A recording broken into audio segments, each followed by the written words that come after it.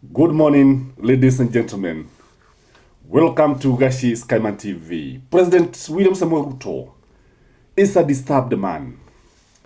President William Samoei Ruto is scratching his head, not knowing what to do with his deputy, not knowing whether he's going to go with his deputy as his running mate. His deputy has been disappointing. The Mount Kenya people have refused to embrace his deputy president. The impact of the deputy president is not being felt in the government. The impact is not even being felt in UDA and in Mount Kenya. Kindiki, Kithure, Abraham is seen just as an ordinary person. Many people have always opined, will not stop from going where they are going, because Kindiki is in town. Unlike Rigathi Gachagua. Rigathi Gachagua is showing them dust. Rigathi Gachagua has completely destroyed Kithure Kindiki stars. And Kithure Kindiki is seen as somebody who inherit a position that he did not win. A position that he did not deserve. So, ladies and gentlemen, William Samoei Ruto does not know what to do. And the question that is in William Samoei Ruto's mind is if he is going to fire Kindiki or if he's going to replace him with somebody else. And the big question is, who is this person who is going to bring votes to William Samoei Ruto? And Mount Kenya has voted out. And if we fire Kithure Kindiki, or if we actually choose a different person, what will be the implications? What do you think, ladies and gentlemen? A number of scholars, a number of analysts are of the opinion that if Kithure Kindiki is replaced by any other person, I think the implication will be minimal. The consequences will be minimal. And William Samoei Ruto may end up gaining more. A number of advisors are of the opinion that William Samoei Ruto should go for a woman running mate. And this woman running mate, people are asking, should it be Waiguru? Should it be Gladys Wanga?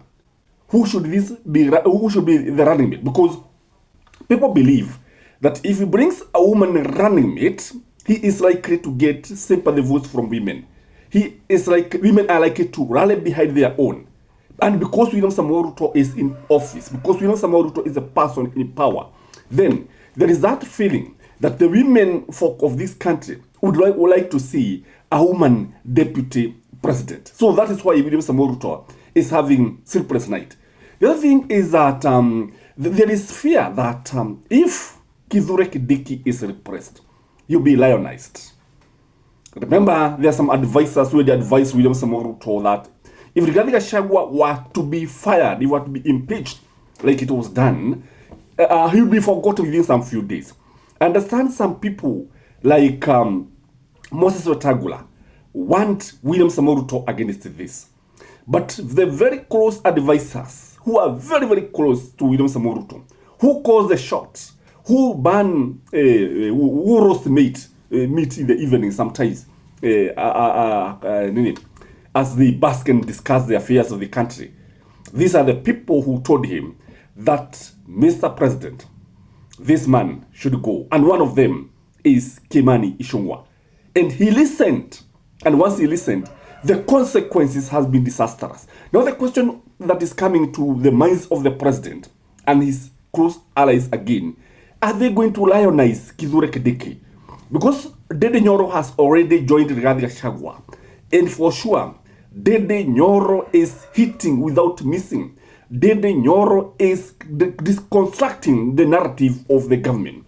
Dede Nyoro is also actually an asset as far as the opposition is concerned. So by giving Kithure Kindiki, showing him the door, there is fear that the consequences could be very, very disastrous. Then there's this issue about sympathy votes.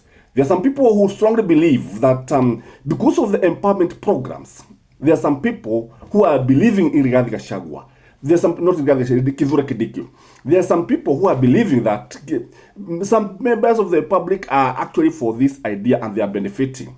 But if Kithure Kindiki is fired, even those who are sympathizing with Kithure Kindiki. In fact, there are so many people who are sympathizing with Kithure Kindiki. They are asking, sasa huyu yake nayo itaisha vipi? Sasa huyu watu wamekataa kumsikiliza. In fact, there are some people who are still sympathizing with William Samoei Ruto, even in the mountain. That is the truth of the matter. I've met some people, even at this moment. William Samoei Ruto has some pockets. You know, even Moi used to have some of these leaders. Remember Kina JJ Kamotho and many others who actually were swimming against the political currents of the mountain. You remember the time of Matiba and Kibaki. You could still get some people who would actually stand with Daniel Toroitich or Moi under all circumstances, and they would lose, and Moi would actually nominate them back to parliament. So there's that group of people who have actually benefited from William Samoei Ruto. Let me ask you, do you think somebody like Alice Wahome can bolt out of William Samoei Ruto's government? What do you think? Because there are some people in Mount Kenya who cannot easily bolt out of William Samoei Ruto's government, whatever the case.